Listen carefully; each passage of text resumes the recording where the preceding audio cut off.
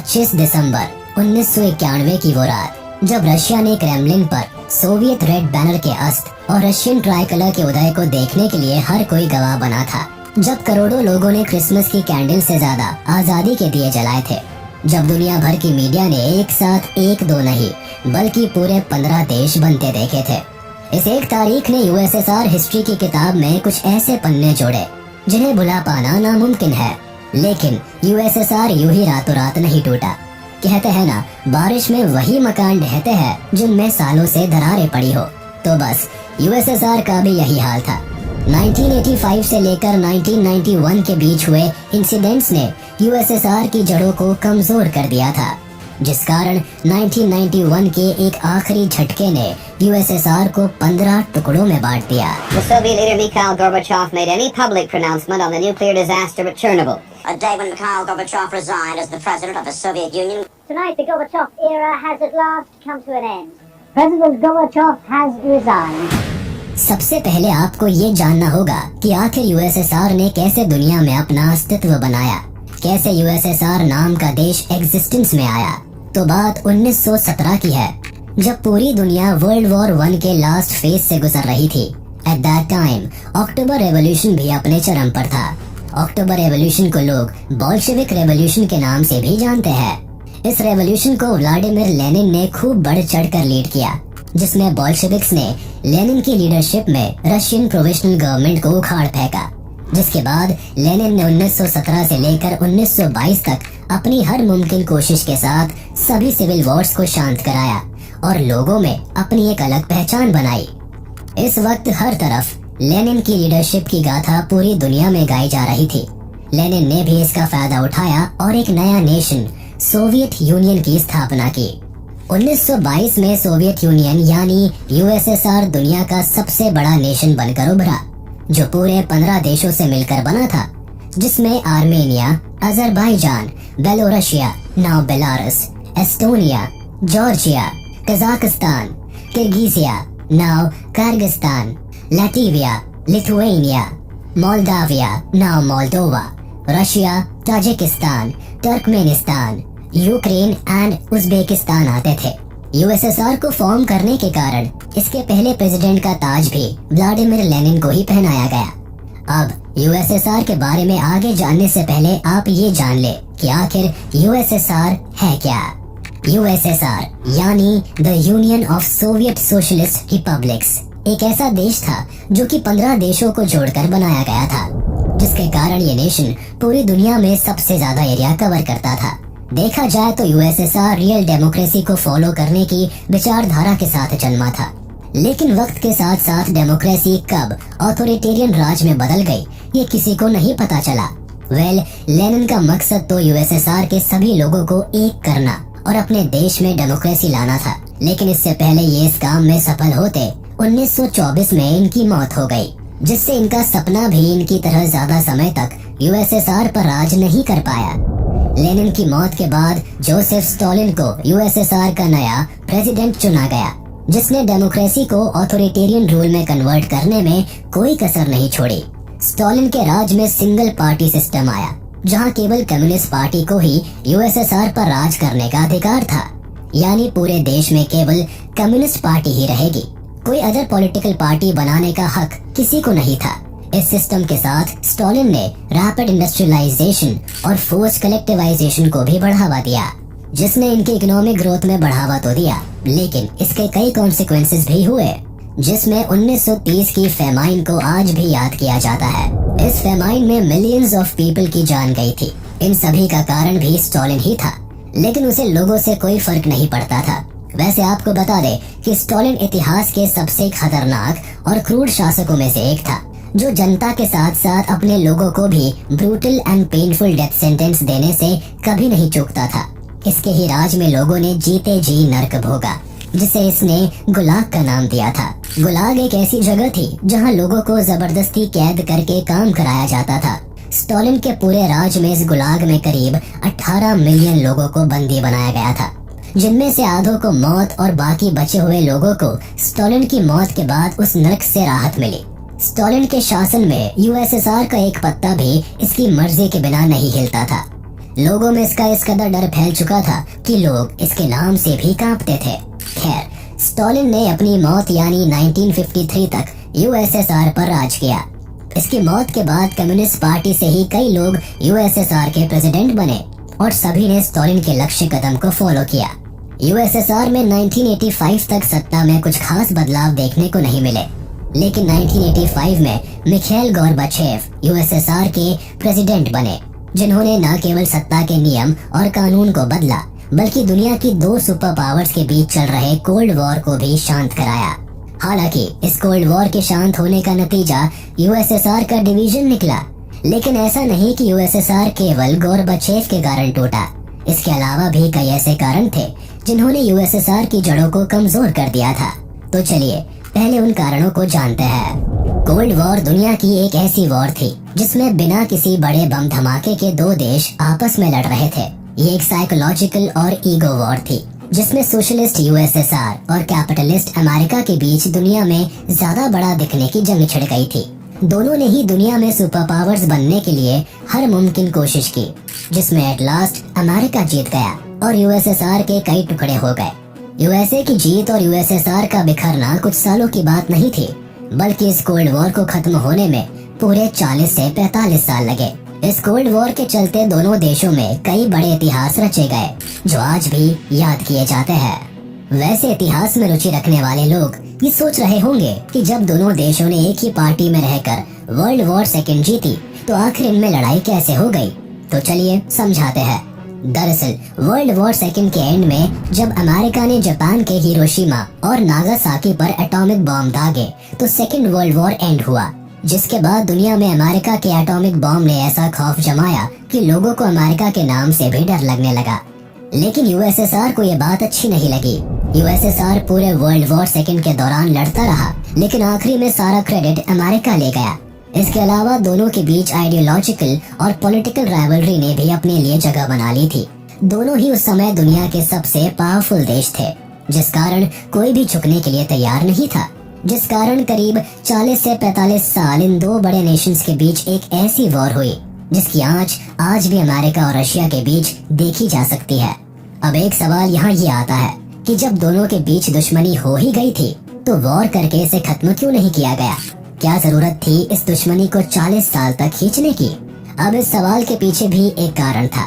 दरअसल second world war में participate करने के कारण दोनों का पहले ही काफी नुकसान हो चुका था।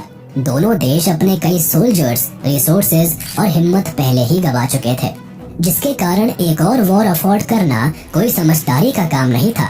ऊपर से इस बार सभी को न्यूक्लियर वेपन्स के खतरे का भी अंदाजा था, तो अगर वॉर होती तो दोनों ही देशों को बड़ा नुकसान होता। दोबारा से कोल्ड वॉर की बात करते हैं, जिसे जीतने के लिए यूएसएसआर ने अपनी सारी दौलत, सारी शोहरत दांव पर लगा दी। यूएसएसआर ने अपने सारे सरकारी फंड्स अमेरिका को नीचे दिखाने में लगा दिए। सबसे पहले दोनों के बीच स्पेस वॉर हुई, जिसमें यूएसएसआर ने बाजी मार ली। यूएसएसआर ने सबसे पहले फर्स्ट अर्थ सैटेलाइट स्पुतनिक 1 को लॉन्च किया था। साथ ही यूएसएसआर ही वो पहला नेशन था जिसने 1961 में स्पेस में पहली बार इंसान को भेजा था, जिसे आप यूरी गैगरिन के नाम से जानते हैं। यही नहीं, स्पेस में पहला एनिमल भेजने वाला देश भी यूएसएसआर ही बना।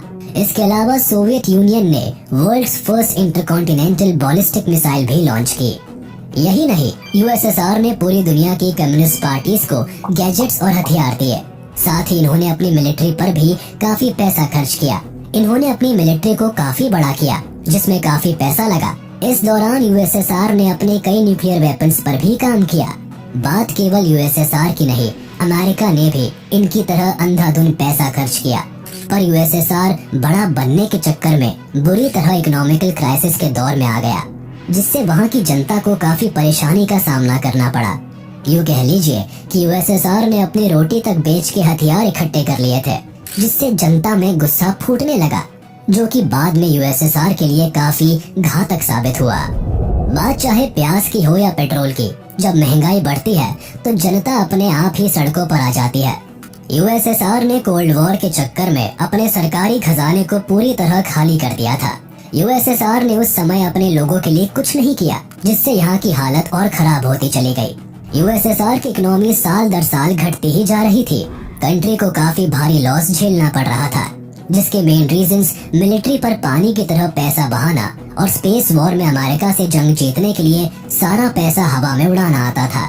इसके अलावा ईस्टर्न यूरोप और सेंट्रल एशिया में कुछ स्टेट्स ऐसे भी थी जो पूरी तरह से यूएसएसआर पर डिपेंडेंट थी, जिसके कारण यूएसएसआर को इन पर भी पैसा खर्च करना पड़ता था, जिस वजह से इनकी जीडीपी समय के साथ गिरती चली गई। इवन अगर आप इस ग्राफ पर भी नजर डालेंगे तो देखेंगे कि 1985 से पहले यूएसएसआर की जीडीपी लगातार गिरती ही गई। यूएसएसआर बना तो एक डेमोक्रेटिक सोच के साथ था, लेकिन ऑथोरिटेरियन रूल में यहाँ के लोगों को अपनी मर्जी से सांस तक लेने की इजाजत नहीं थी। One nation one party policy के चलते करीब 70 साल तक यहाँ कम्युनिस्ट पार्टी ने रूल किया, जिस कारण पार्टी के ही लोगों ने सरकारी खजाने को चुराना शुरू कर दिया। यानी पार्टी के लोगों ने इतने सालों में जमकर करप्शन किया। साथ ही नेपोटिज्म और लैक ऑफ ट्रांसपेरेंसी भी गवर्नमेंट को वीक करता चला गया। इसके अलावा गोरबचेव की पॉलिसीज के चलते पार्टी के अपने ही लोगों में लड़ाई होने लगी। पार्टी दो हिस्सों में बढ़ती नजर आई, जिससे सरकार एक समय पर आकर इतनी वीक हो गई कि अपने बिखरते हुए यूएसएसआर को नहीं संभाल पाई। लोगों में अब नेशनलिज्म की भावना पनपने लगी थी। इसका एक कारण पड़ोसी देश की प्रोग्रेस और ग्रोथ भी था। लोगों ने जब देखा कि यूरोपियन स्टेट्स तो दिन पर दिन प्रॉस्पेरस होते जा रहे हैं, पर हमारी सरकार हमारे देश को बर्बाद कर रही है, तब यूएसएसआर के लोगों ने भी पीसफुल प्रोटेस्ट शुरू कर दिए। इन प्रोटेस्ट की शुरुआत सबसे पहले बाल्टिक रिपब्लिक्स एस्टोनिया, लैटविया और लिथुआनिया ने की। इसका एक रीजन ये भी था कि वर्ल्ड वॉर 2 के पहले ये देश आजाद थे, लेकिन जब वर्ल्ड वॉर 2 खत्म हुई तो यूएसएसआर ने इन्हें भी जबरन खुद में शामिल कर लिया।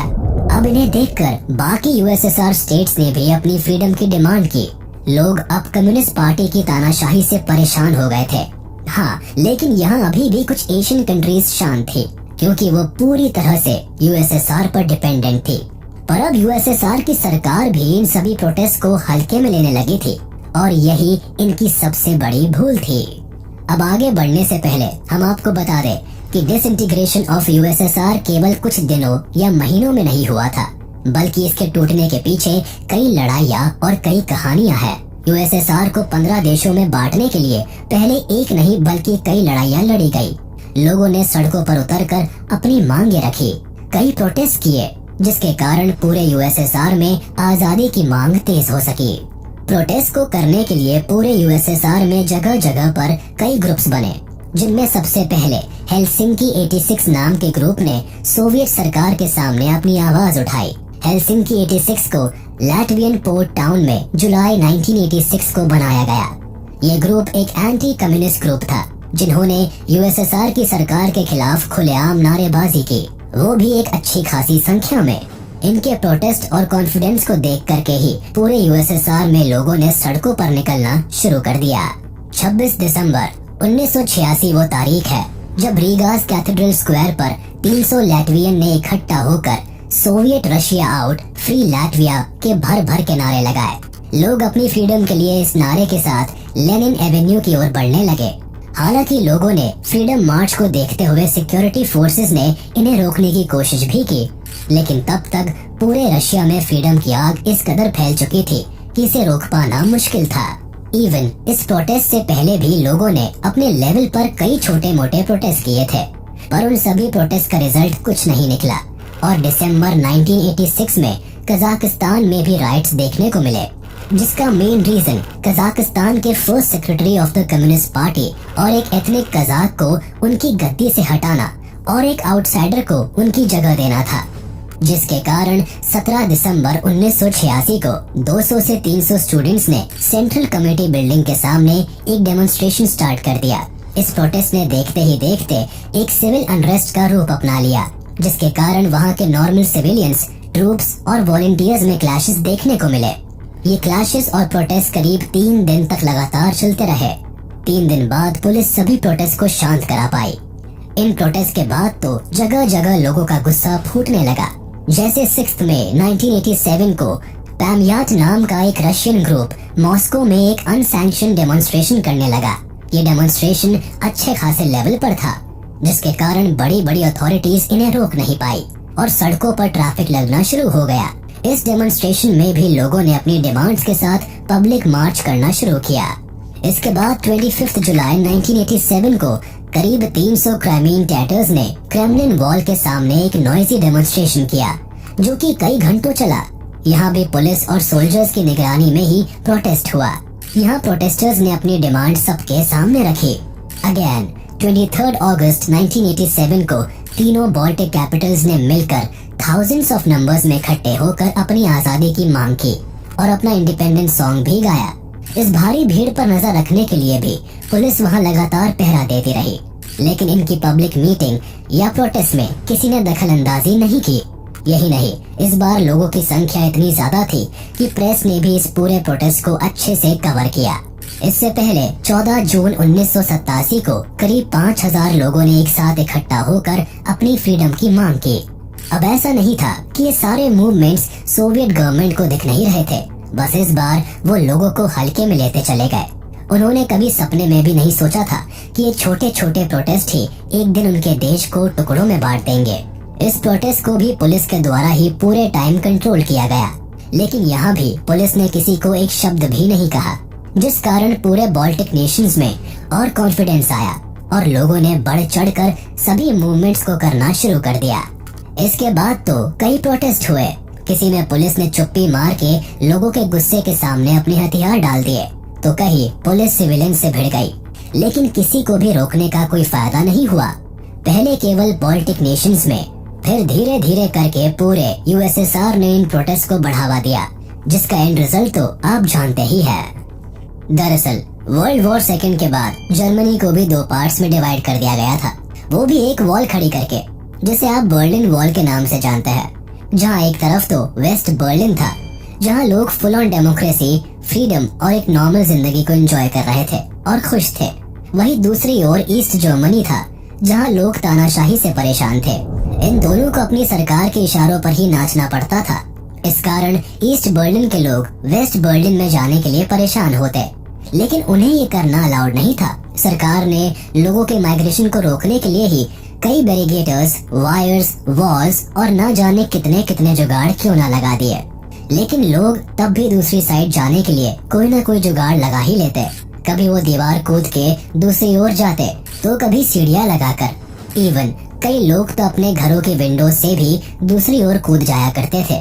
बस फिर आखिरी में गवर्नमेंट ने वॉल को लेकर बॉर्डर पर स्ट्रिक्ट रेगुलेशंस को ईज डाउन करने का फैसला लिया, लेकिन इससे पहले गवर्नमेंट कुछ करती, लोगों ने खुद ही बर्लिन वॉल को गिरा दिया, जिसने यूएसएसआर स्टेट्स पर काफी प्रभाव डाला। यूएसएसआर सिटीजन्स ने बर्लिन वॉल के गिरने से इतनी इंस्पिरेशन ली कि वो सब भूल भाल के बस अपनी जिंदगी की मांग करने लगे। फॉल ऑफ बर्लिन वॉल से यूएसएसआर सिटीजन्स को अपनी आजादी के चांसेस भी दिखने लगे। उन्हें लगा कि जब जर्मनी के लोग अपनी आजादी के लिए लड़ सकते हैं, तो हम क्यों नहीं। 1985 में मिखाइल गोर्बाचेव को यूएसएसआर का प्रेसिडेंट चुना गया। गोर्बाचेव के सोचने और काम करने का तरीका कम्युनिस्ट पार्टी से जरा हटकर था। इन्होंने आते ही सबसे पहले अपनी जनता की भलाई के लिए काम किया। इन्होंने अपने देश की गिरती इकोनॉमी को बढ़ाने के लिए फौरन कुछ स्टेप्स लिए, जो इनकी खुद की पार्टी को पसंद नहीं आए। गोर्बाचेव ने मेनली 2 बड़ी और अनएक्सपेक्टेड पॉलिसीज को इंट्रोड्यूस किया, जिसमें पहली ग्लासनोस्ट और दूसरी पेरेस्ट्रोइका थी।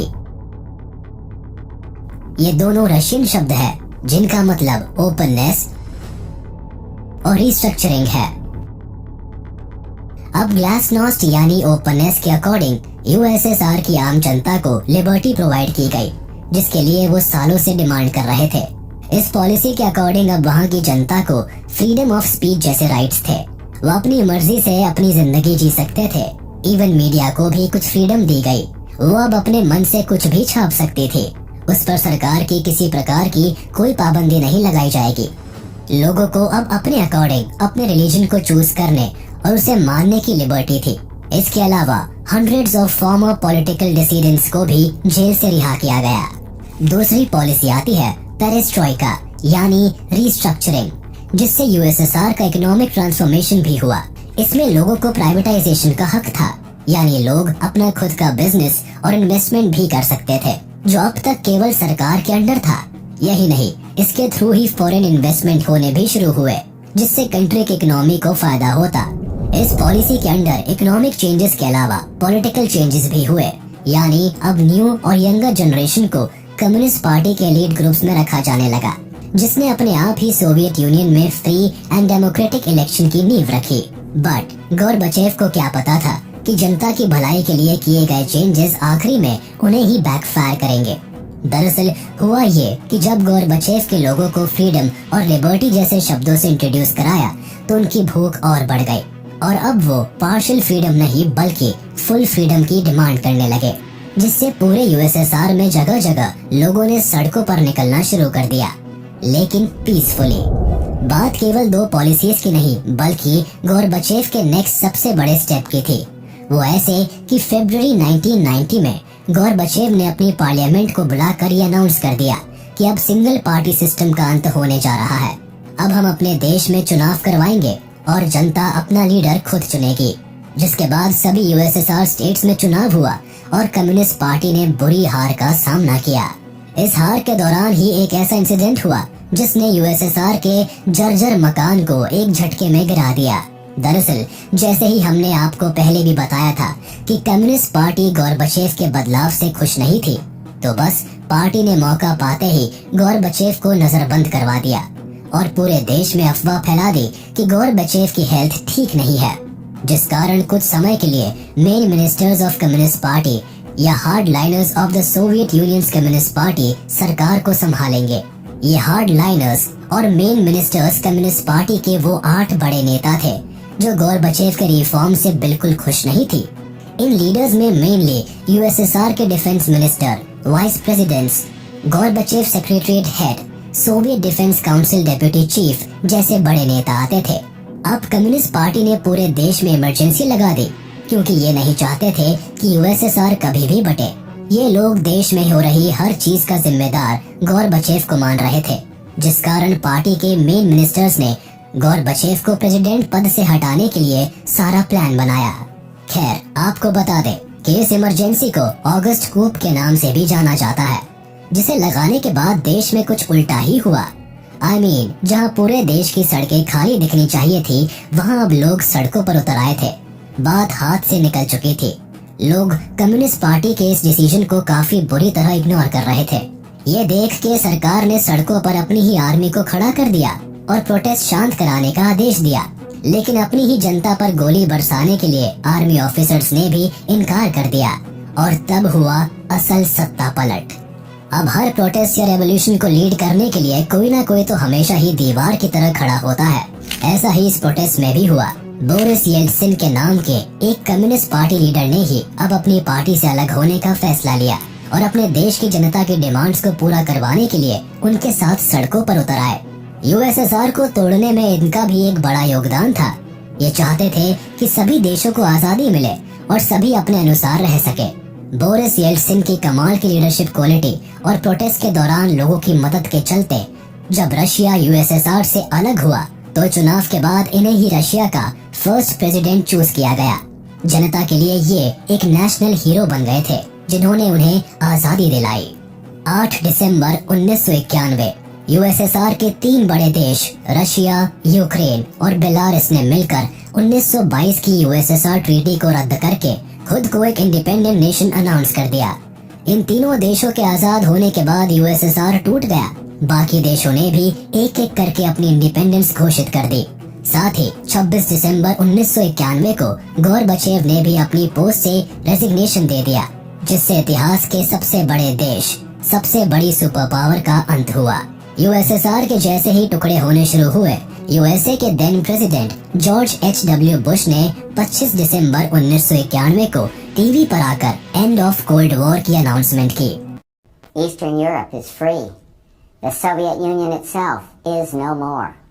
उन्होंने अपनी स्पीच में लोगों को क्रिसमस की विशेष से ज्यादा अमेरिका की यूएसएसआर पर जीत की बातें की। उनकी कही हुई एक लाइन काफी फेमस है, By the grace of God, America won the Cold War. और इसी के साथ इतिहास के एक चैप्टर का दी एंड होता है। ये इंसिडेंट हमारे इतिहास का इतना जरूरी चैप्टर है कि बच्चों की बुक से लेकर कॉम्पिटिटिव एग्जाम्स तक में इसने अपने लिए अच्छी खासी जगह बनाई हुई है। यूएसएसआर जब टूटा तो हर देश के ऊपर सर्वाइवल की तलवार लटक गई, क्योंकि नई सरकार के पास ना पैसा था ना रिसोर्सेस। लोगों में भी काफी उथल पुथल थी। पर समय के साथ ये परेशानियां भी ठीक हो गई।